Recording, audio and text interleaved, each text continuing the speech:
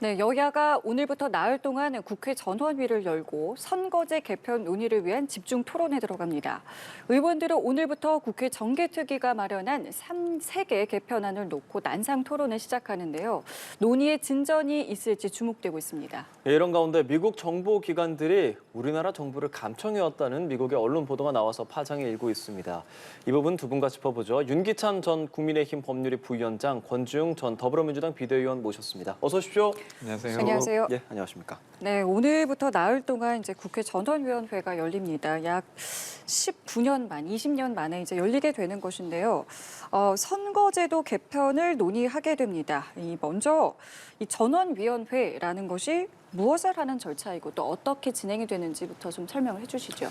저희 국회법상 위원회 일종인데요. 그러니까 주요 의안을 국회의원 전원이 심의하기 위한 제도입니다. 그러니까 예. 저희가 상임위도 있고 뭐 정개특위도 이렇게 특위도 만들고 하는데, 네네. 그러니까 위원회 하나이기 때문에 법안 제출권도 있어요. 다시 말하면 거기서 논의해서 수정안을 낼 수도 있는 거고요.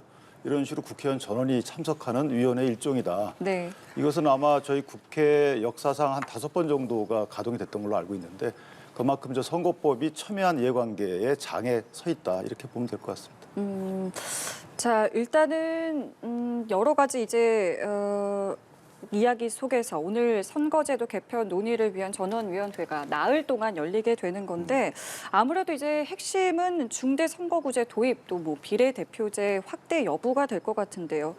여야가 상당히 첨예하기 때문에 나흘간의 토론으로 합의안에 도출할 수 있을지 잘 모르겠습니다. 어떻게 좀 보고 계십니까?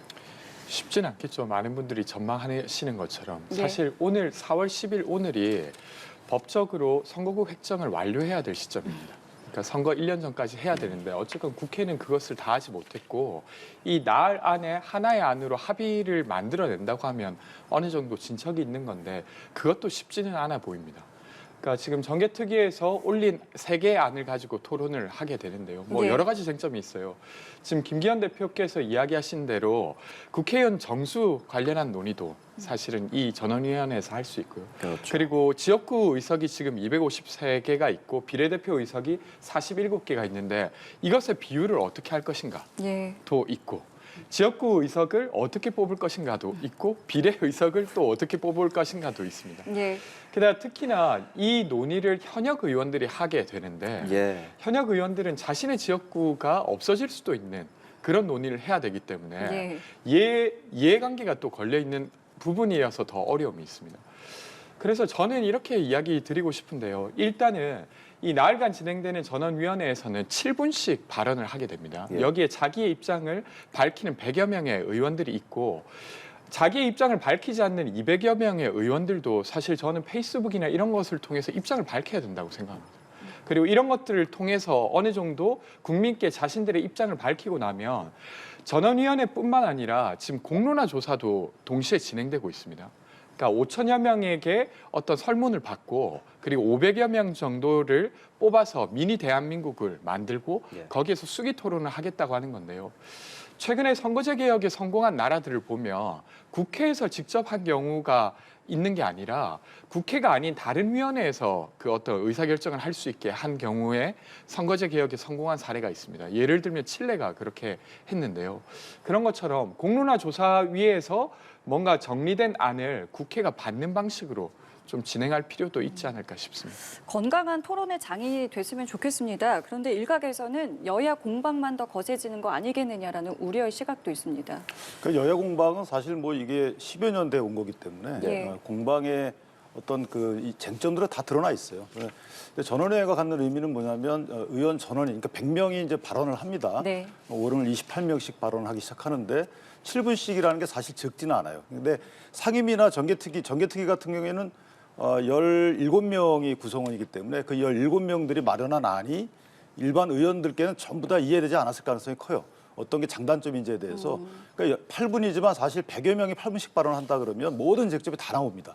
그래서 그 나온 쟁점별로 듣는 분들이 생각할 시간을 주는 거죠. 그래서 본인의 이해관계도 물론 포함이 되겠지만 네. 뭐 정당의 앞날, 국회의 앞날, 대한민국의 앞날을 다 반영해서 거기서 수정안이 나오면 제일 좋고요. 수정안을 내게 되면 제일 좋고 수정안이 나오지 않는다 하더라도 3개 안에서 어떤 안으로 아마 결의를 할 겁니다. 그 결의가 본회의에 상정되는 것이기 때문에 그렇죠. 어쨌든 결론은 난다.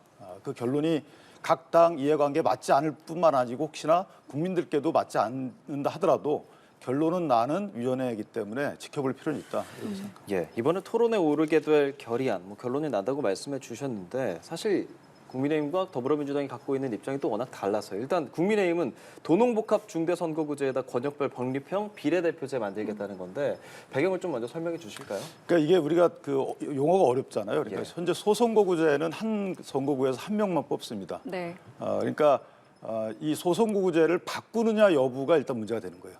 이것을 한 선거구에서 여러 명 뽑는 것으로 바꾸느냐. 그 명칭이 도농복합형 중대선거구제나 뭐 대선거구제나 이렇게 다른 명칭이 붙는 것이고 그다음에 비례대표제를 여기에 병가하는데 비례대표를 정하는 방법이 병립형이냐 이것은 지역구 국회의원 선출 방법과 별도로 정하느냐 그렇죠. 아니면 거기에 네. 연동해서 정하느냐 이런 차이가 있는 거고요. 그다음에 전국을 전체 단위로 하나의 단위로 해서 비례대표제를 뽑느냐 아니면 거점별로 나누느냐 이런 세 가지 이슈에 이제 그것이 그 조합이 된 것이죠. 그렇죠. 근데 도농복합형을 추진하게 된 배경은 이제 도시 같은 경우에는 소선구제 폐를 방지하기 위해서 중대선거구제로 가자, 중선거구제로 가고 그 지역 같은 경우에 그러니까 농촌이라고 저희가 표현합니다만은 농촌의 경우에는 그렇게 되면 손해를 보게 됩니다. 그래서 지역 대표성을 강화하기 위해서 여기는 소선구제 살려두자 이런 이제 현실에 맞는 절충형으로 가는 것이고요. 그다음에 아까 말씀드린 비례대표제의 경우에는 병립형으로 가는 것이 맞다. 이렇게 주장하고 있는 것입니다. 네, 민주당에서는 오히려 이 소선구제는 현행으로 유지하고 권역별 준연동형 비례대표제 하자 이런 얘기도 있었고요. 어떤 안을 제시하고 있는 겁니까? 일단은 지금 당론이 있는 상황은 아닙니다. 예. 근데 다만 작년 2월에 민주당 의총에서 다당제 정치개혁을 하자라는 것까지는 합의한 바가 있습니다. 그것을 좀 기준으로 보면 두 가지가 좀 중요한 요소인데요. 하나는 비례의석의 비율을 넓히는 겁니다. 지금은 300석 중에 47석밖에 안 되는데 이것을 넓혀야 비례성과 대표성이 높아진다라는 어느 정도 합의가 있고요. 또 하나 더는 지역구 선거구라 하더라도 소선구제는 1등만 되게 되고 2등 입장에서는 1등을 까내리기만 하면 자기가 되는 게임입니다. 그러니까 반사이익의 정치를 이제 넘어서야 된다는 주장을 하고 있어서 중대선거구제로 도입돼야 된다고 생각하고 있고 예. 그리고 몇몇 의원들은 최소 중대선거구제라 하더라도 2인 이상이 아니라 4인 이상은 되어야 실질적으로 다당제 정치개혁의 토대가 만들어진다 이렇게 주장하고 있습니다. 근데 다만 합의된 중론이 있지는 않기 때문에 예. 게다가 이게 이제 예를 들면 민주당 내에서도 수도권 의원의 이해관계와 아니면 대전에 있는 의원의 이해관계, 부산에 있는 의원의 이해관계가 다르기 때문에 아마 당론으로 정하지 않고 예. 어떤 합의안을 만든 다음에 거기에 개별 투표를 하는 방식으로 진행하는 게 훨씬 더 어떤 합의를 만들어내기는 원활하지 않을까 싶습니다. 예. 예. 이런 김기현 대표, 예, 말씀하시죠. 선거제 개편안에 대해서 많은 이야기들이 있는데 사실은 그래서 의원 수를 늘리느냐, 의원 수를 줄이느냐 이 부분에 대해서 좀 저희가 좀 생각해 보면 김기현 대표가 지난주에 의원 수 줄이는 거에 대한 이야기를 했고 그 부분에 대해서 민주당 또 계속 비판을 하고 있기 때문에 윤 부위원장님 생각은 궁금합니다. 의원 수를 어떻게 해야 된다고 생각하고 계시는지요? 일단 정개특위에서 마련한 세개 안에는 의원 수는 동결이에요. 다 줄이는 건 300일을 없잖아요. 기준으로 예. 합니다. 다 그렇게 써 있고요. 근데 이제 동결이라 하면 내릴 수는 있는 거예요. 늘리지는 않습니다. 예. 다만 이제 내리는지 여부에 대해서는 국민의힘 자체에서도 논의된 바가 없다고 유상범 수석이 얘기를 했거든요. 그렇다면 김기현 대표의 개인적인 생각인데 그 배경에는 아마도 국민의힘에서는 중대선거구제를 선호하는 분들이 좀 더 있지 않을까. 그렇기 때문에 중대선거구제라는 것은 어느 정도 선거구를 통폐합합니다. 그러니까 인구수에 비례해서 통폐합을 하게 되죠. 예. 그 통폐합하는 과정에서 의원수가 줄 수가 있다. 그러니까 줄일 수 있다. 다시 말하면 협상용의 국민 여론을 얻기 위한 예. 협상용의 하나가 아닐까라고 개인적인 판단입니다. 그런 것이고 의원수를 줄이자는 것은 또 국민적 시각에는 맞아요. 그런데 이것이 현실적인지 여부는 모르겠고 예. 또 그것이 바로 대의제도에 충실한 구현에 부합하는지도 모르겠습니다만은 어쨌든 여론에 맞고 협상용의 일환으로 김기현 대표가 고심 끝에 내놓은 아닌가 싶고 이것이 논의될 수 있어요. 왜냐하면 네. 100명의 토론자가 나와서 그렇게 얘기할 수 있는 거거든요. 그러니까 이것이 뭐 정해진 고정된 것이 없기 때문에 토론의 주제가 이렇게 제한된 게 없거든요. 그래서 논의될 수는 있고 만약에 그 논의가 공감을 이끌어낸다면 네. 사실 4분의 1인가 의원 참석해서 그중에 과반이면 결의가 되는 거라서 어떤 결의가 나올지는 사실 아무도 모르는 상황이죠. 변수가 될 수 있을 거라고 보시는지요? 사실은 이제 정원, 증원 아니면 축소 관련한 논의가 되는 이유는 뭐냐면 예. 지금 지역구 의석이 253개가 있습니다. 네. 근데 이걸 과연 바꿀 수 있을까? 현역 의원들의 반발이 엄청날 텐데 그러면 거의 이것을 바꾸지 못한 채로 선거제를 개혁한다고 하는 것 자체가 크게 의미가 없기 때문에 증원을 시켜서 좀 여지를 만들고 그것을 뭐 비례로 만들든 아니면 중대선거구제를 만드는 데 있어서 좀 더 배분을 하든 이렇게 하자는 주장이거든요. 예. 근데 사실 이 주장은 한 3주 전까지만 해도 충분히 논의되었던 안입니다. 국회의장의 자문위원회에서 제안했고 심지어 국민의힘 의원들도 동의를 해서 국회 정개특위 소위원회에서 함께 합의안으로 통과되었던 안입니다. 근데 최근에 이제 국민의힘에서 의원 정수 늘리면 안 된다라고 하면서 이렇게 논의가 좀 좁혀진 것이고요. 저는 개인적으로는 국회의원 증원에 대해서 논의할 필요는 있다고 생각합니다. 물론 국민들의 반발이 있긴 합니다만 예. 네. 예를 들면 국제 기준으로 봤을 때 OECD 평균 그러니까 인구당 국회의원 수를 보면 10만 명당 한 명의 국회의원을 두고 있어요. 근데 대한민국의 경우 17만 명당 한 명으로 되게 국회의원 수가 적은 편입니다.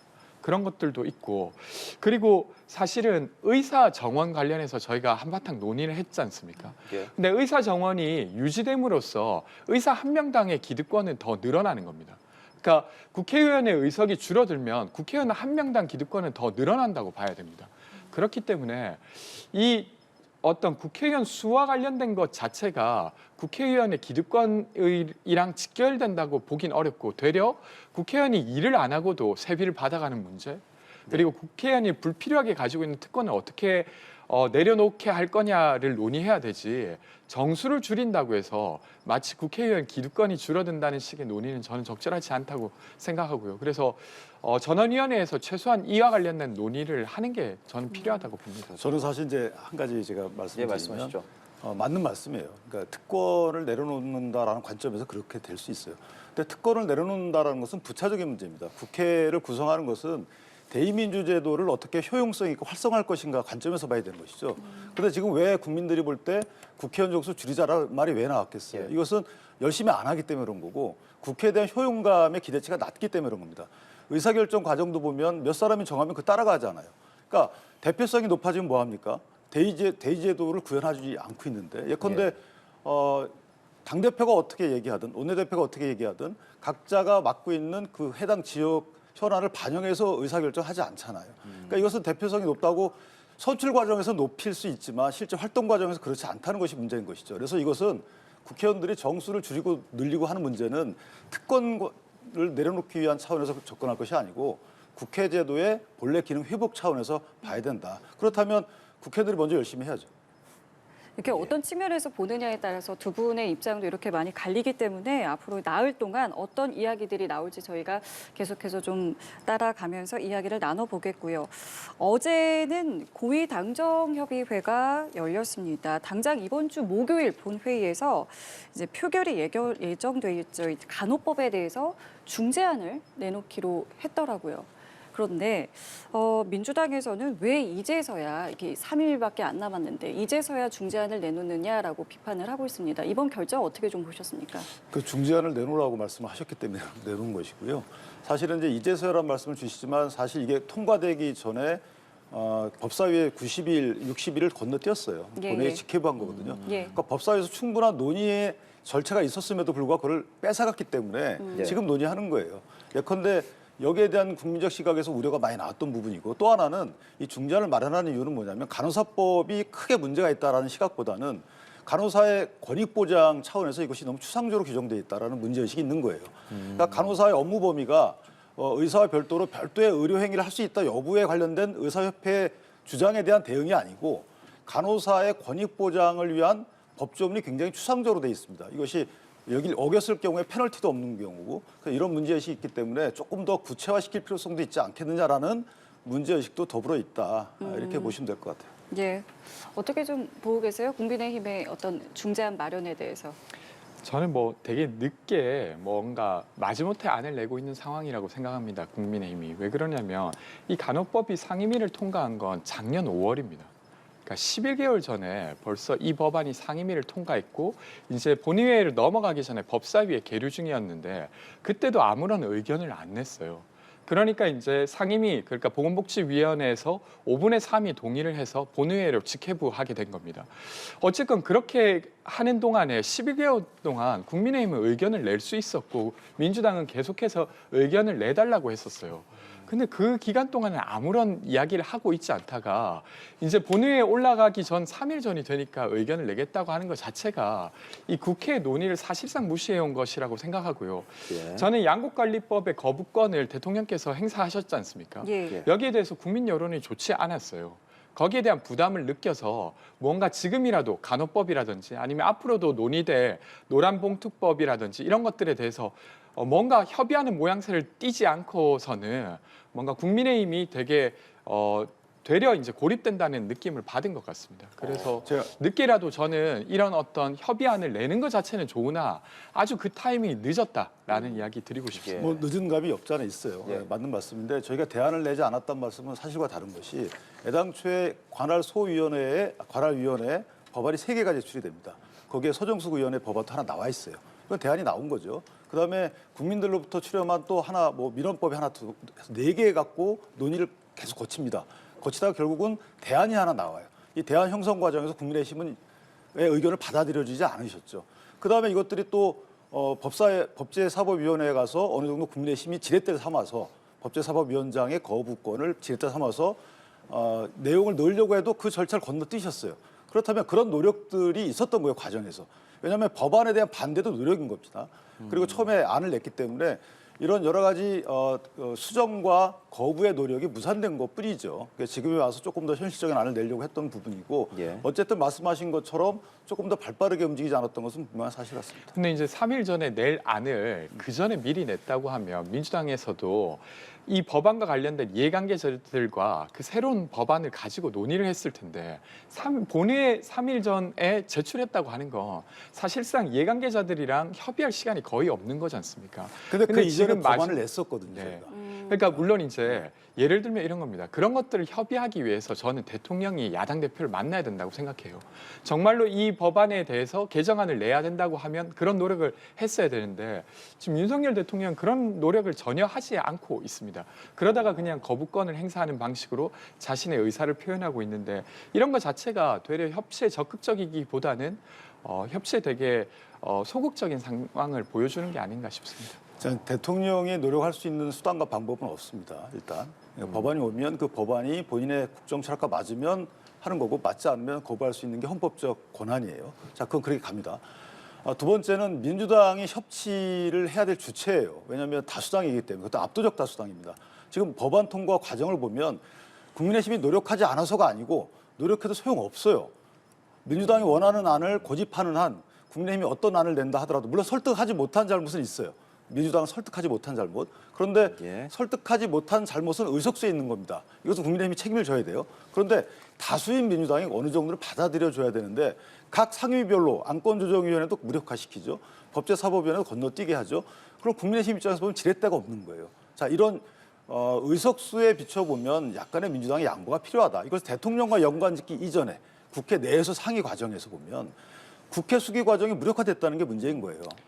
물론 그 이후에 대통령이 거부권 행사하는 것은 비판할 수 있지만 그 거부권 행사 대상 법률을 만드는 과정에 있어서의 민주당의 다수 의석수를 앞세운 독재는 이것도 비판의 대상이 돼야 되는 거죠. 하나만 짧게 예, 이야기 예. 드리면 대통령제 국가에서 대통령이 국회랑 협상할 카드가 없었다고 주장하시는 건 저는 되려 무책임한 것이라고 생각합니다. 예를 들면 작년에 예산 통과 시즌 때 야당이 원하는 이걸 해줄 테니까 간호법은 좀 이렇게 조정하면 어떠냐 이런 식의 협상은 충분히 할 수 있고 되려 전체 국정의 책임은 대통령이 가지고 있는 걸 국민 모두가 알고 있습니다.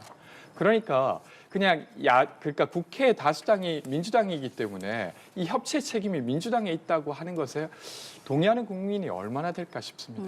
근데 국정 운영의 책임은 대통령에 있지만 대통령이 있기 때문에 거부권 행사할 수 있는 것이고요. 또 국회 운영의 책임은 민주당에도 있는 거예요. 다수당이기 때문에. 그러니까 거기서 나온 법안이 만약에 헌법재판소에서 어떤 문제 제기를 받았거나 하면 반성해야 되는 거 아니겠어요? 그렇죠. 국회에서? 물론이죠. 그렇죠? 근데 이번에 이제 검경수사권 분리 법안도 헌재에 의해 인정되었지 않습니까? 아니 절차상 문제가 있다고 위헌 일부 요소가 그 있다고 부분도 예, 예. 그러면은 인정되었죠. 그런 절차를 거치지 말아야 되는데 양국권리법은 그런 유사한 절차를 거쳤잖아요. 안건조정위원회에 윤미향 의원이 들어와서 통과시켰잖아요. 이런 식으로 뭔가 안건조정위원회가 보장하는 수기 절차 이런 것은 좀 존중해달라라는 게 헌법재판소의 그 취지인데 이런 것들 좀 존중하면 어땠을까라는 아쉬움이 있는 거죠. 그러니까 자꾸 이러한 어떤 법안이 나왔을 때 이제 법안의 내용을 들여다보기보다는 앞으로 이제 어떻게 할 것인가에 대해서 저희가 계속 반복적으로 몇 차례에 걸쳐서 사실 도돌이표 같은 이야기를 지금 계속 반복하고 있는 모습인데요. 그렇기 때문에 뭐 이 사안을 바라보는 이러한 지금 구도를 바라보는 국민들의 마음이 편치 않을 것 같다라는 생각도 드는데 국민의힘에서는 윤재욱 신임 원내대표가 취임을 했잖아요. 지금 이러한 상황에서 그리고 앞으로 총선까지 이끌어 가야 하는데 어떤 것들을 글쎄요 좀 뭐부터 해야 될까요?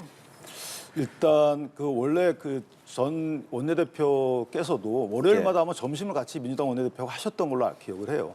그러니까 이게 어찌 보면 원내대표의 권한이 당대표로 약간은 좀 분리돼서 강화될 필요가 있다. 그래서 원내 협상을 조금 독자적으로 할 필요가 있지 않나라는 생각이 들고요. 민주당에 대한 얘기입니다. 예, 그렇다면 원내대표끼리의 법안과 관련된 실질적인 논의를 좀 더 해 나가야 된다. 예컨대 지금 법안이 말씀하신 대로 누구의 잘못인지는 뭐 딱히 정리할 수 없지만 각자 상대방의 잘못이라고 얘기하고 있잖아요. 예, 예. 그런 것들을 조금 더 플렉서블하게 윤 원내대표가 끌고 갈 필요가 있다. 그래서 대통령실과의 관계도 관계지만 법안을 어떻게 수정해서 통과시킬지 이것이 어떤 관점에서 접근해야 될지라는 독자적인 기준을 세워서 활동할 필요가 있지 않나라는 생각합니다. 민주당도 이제 곧 원내 사령탑이 바뀝니다. 뭐 네. 어떤 인물들이, 그러니까 어떤 것들이 좀 강점으로 내세우는 인물이 될 거라고 보세요? 일단 민주당 내에 사실 친명, 비명 사이의 어떤 갈등을 봉합할 분이 이제 되셔야 되지 않을까 싶고요. 그리고 또 하나 더는 어쨌든 총선을 앞두고 있기 때문에 민주당이 어떻게 중도를 확장할 것인가 아니면 민주당 자체를 어떻게 혁신해서 중도의 마음을 얻을 것인가 이런 것들을 잘할 수 있는 분이 뽑히는 게 좋지 않을까 싶고요. 이번에 국민의힘 원내대표가 뽑히셔서 첫 예. 번째 일성으로 대선 상황 실장 했었던 경험을 언급하셨어요. 예, 예. 근데 이제 저는 두 가지 측면에서 좀 우려가 됐는데 지금 국민의힘이 겪고 있는 어려움 중에 하나는 계속 강성 지지층에 끌려간다는 것입니다. 물론 이제 민주당 역시 이런 어려움이 있지만 예. 국민의힘도 이런 것을 극복해내야 되는데 대선 이야기를 하셨다고 하는 건 중도 확장에 대한 의지라기보다는 되려 대통령과의 어떤 관계를 더 언급한 것이라서 지금 대통령에게 줄 서는 역할을 더 잘하겠다는 것처럼 비치는 게 하나 있고 두 번째는 야당의 폭주를 막겠다 이렇게 이야기하셨어요. 사실 원내대표로서는 예.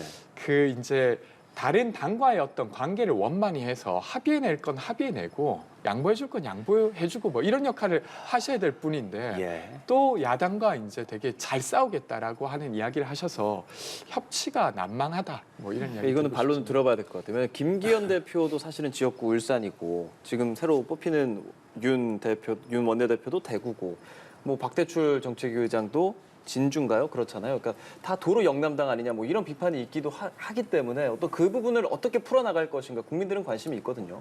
그 원내대표 선거 과정에서 어떻게 표심이 움직였는지는 뭐 추측은 하지만 사실 예. 그거는 원내대표 직무 수행과는 또 관련이 없다고 봅니다. 그러니까 윤 원내대표가 과거에 특검 법안을 관철하는 과정에서도 어느 정도 역할을 해왔고 하기 때문에 사실 말씀 주신 것처럼 뭐 용산의 의지를 관철하는 원내대표로 머물지는 않겠죠. 그러니까 다시 말해서 원내대표가 내년 총선까지 원내를 이끌기 때문에 어느 정도 해당 법안이 국민께 주는 메시지를 잘 읽을 것이고 거기에 맞는 원내대표 활동을 할 것이다라는 생각이 들고요.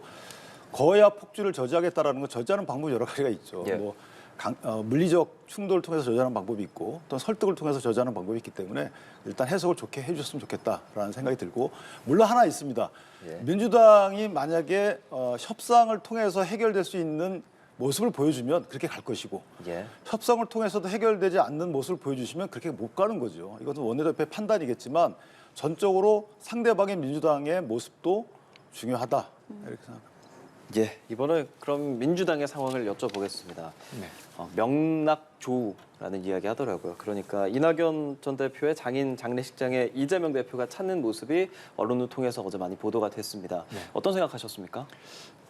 워낙 인간적인 어떤 장례식에 참석한 거라 그 이상의 의미를 저는 부여하지 않고 있고요. 게다가 이낙연 대표께서 한 10일 정도 머무르시다가 나가신다고 하는데 그 사이에 다른 의원들을 만난다 손 치더라도 그것 자체가 어떤 비명계 결집이라고 저는 보기는 어렵다고 아, 그렇습니까? 생각합니다. 예. 그리고 현장에서 어떻게 이제 이재명 대표가 여기까지 왔냐라고 이야기하신 분도 있는데 예. 그분의 이야기를 들어보면 이낙연 대표를 출당시킨 사람이 어떻게 여기에 오냐라고 하는데 예. 이 부분은 사실 사실과도 좀 다른 부분이에요.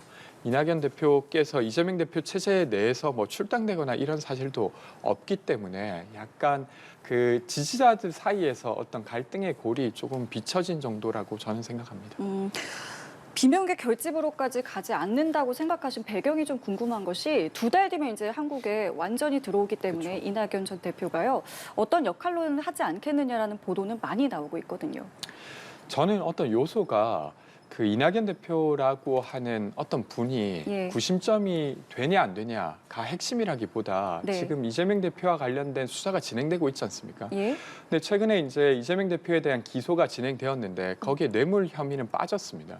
그러니까 사실은 처음에 이재명 대표의 사법 리스크라고 하는 것의 핵심은 뇌물을 혹시 측근이라도 받은 게 아닌가라는 부분이었는데 그 부분 관련돼서는 어쨌든 이재명 대표를 기소조차 하지 못했던 상황이지 않습니까?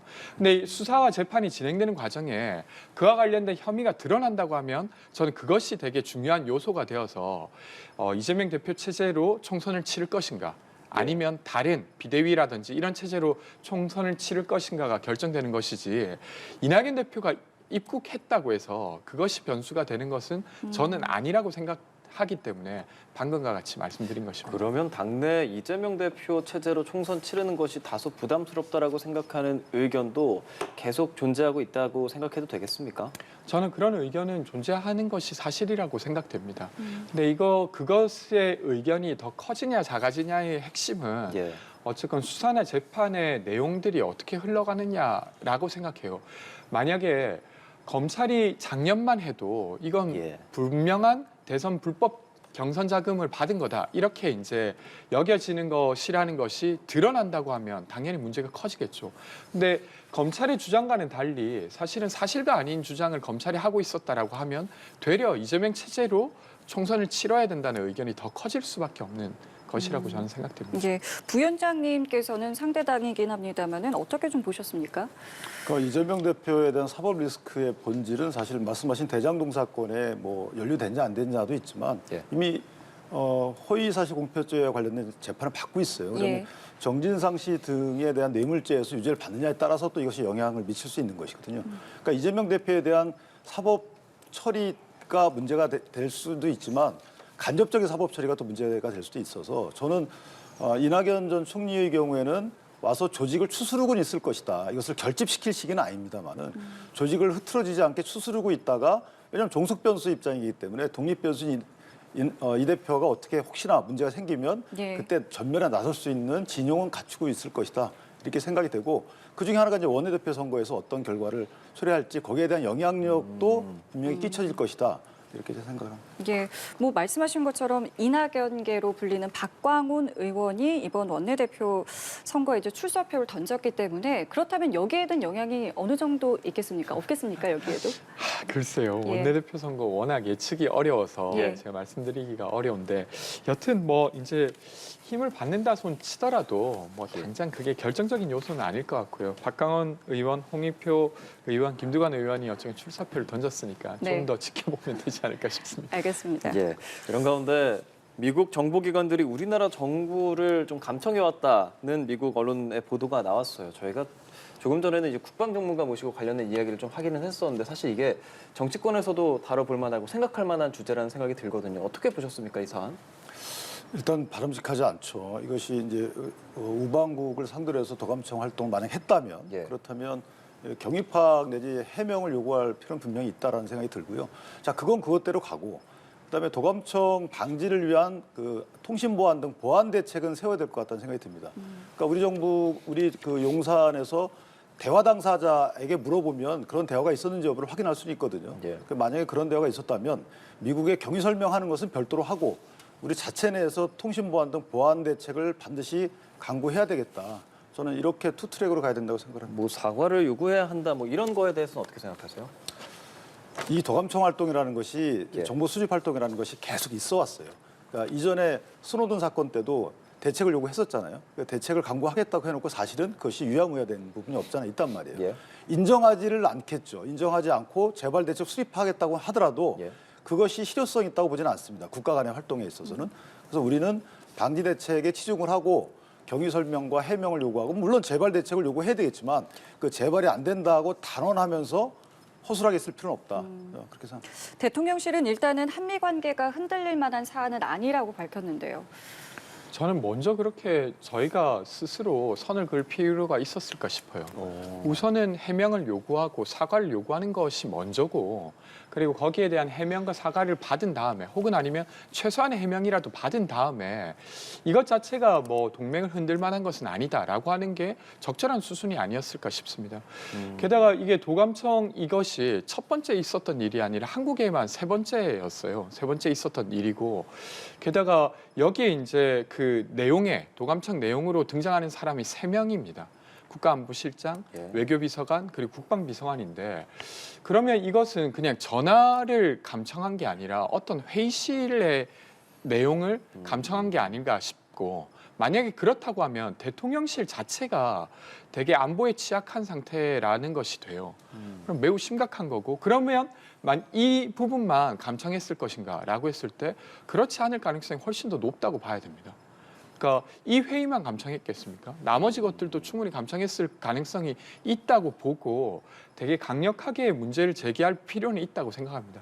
근데 이것을 문제 제기하는 것이 한미 정상회담을 흔들 만한 것으로 연결시킬 필요는 저도 없다고 생각합니다. 그래서 그것을 분리시키되 분명하게 입장을 밝히는 게 정부의 태도여야 했었는데 그러지 않은 것은 저는 유감스럽습니다. 근데 제가 한마디 보태면 예. 사실은 이제 용산에서 한미 동맹을 흔들 만한 사건은 아니다 이렇게 얘기한 부분은 아마 언론에도 나오지만 이것이 뭐 이관계일 수도 있는 거고 뭐 역정부일 수도 있는 거고 이런 이제 분석이 있잖아요. 예. 그렇기 때문에 그 분석에 일단 먼저 대응을 하고 이것 때문에 한미 동맹이 흔들리진 않는다라고 아마 대통령실은 그렇게 얘기를 했겠죠. 그 다음에 절차는 확인한 이후에 어떤 조치가 있을지는 좀 지켜봐야 되지 않을까라는 생각을 합니다. 그럼 대략 순서상으로는 그것을 분석한 다음에 이건 뭐 한미 동맹을 흔들 만한 일이 아니구나라고 발표하는 게 맞지 않습니까? 근데 그러기도 전에 정황이 어떤지 어느 정도 감청됐는지도 모른 채로 이건 뭐 별로 그렇게 신경 쓸 만한 일이 아니다라고 규정한 것 자체가 저는 섣불렀다고 생각합니다.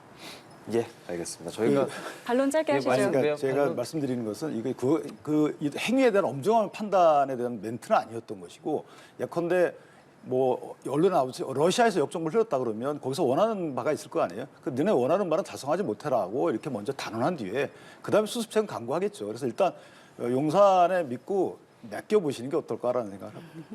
알겠습니다. 자, 그러면은 저희가 짧게 질문 하나만 더 드리고 마무리를 지을 텐데요.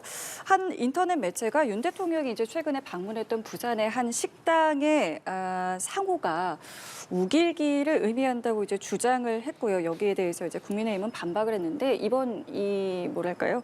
이 일에 대해서 좀 어떻게 보셨는지 짧게 좀 듣겠습니다. 글쎄 맥락이 없죠. 사실은 자세히 알아보지 않고 해당 지명은 조선시대에 이미 있던 지명을 차용해서 아마 상호를 쓴 것 같은데 그럼 그 횟집을 운영하는 사람은 뭐고 해당 지역에 사는 사람은 뭡니까?